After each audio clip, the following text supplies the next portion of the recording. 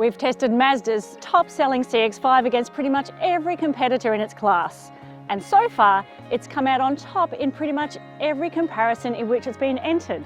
But now there's a new kid on the block, the Hyundai Tucson, and we reckon it's worthwhile seeing how it compares to the creme de la creme of the medium SUV segment.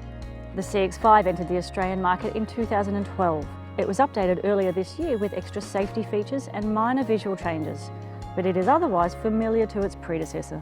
The CX-5 is offered with multiple trim grades, a choice of petrol and diesel power, manual and automatic transmissions, and the option of 2 or all-wheel drive, which makes it pretty similar to the Hyundai Tucson. The Tucson was launched in July this year, essentially replacing the iX35 in Hyundai's SUV lineup. Like the CX-5, it is offered with a choice of petrol and diesel engines, manual and automatic gearboxes, and the option of 2 and all-wheel drive. Its 3-model lineup also offers similar levels of safety and technology, with the most obvious differences noticed in terms of packaging. The Tucson offers 85 litres extra luggage space than the CX-5 with the seats in place. That's an extra suitcase or a family-size esky. Being almost identical in size, the pair offer similar levels of passenger accommodation, although the CX-5 makes better use of the space at hand, with headroom better for adult passengers. But the CX-5 loses a little when it comes to infotainment. The Mazda system is easier to use from an ergonomic standpoint, but its user interface is not as straightforward.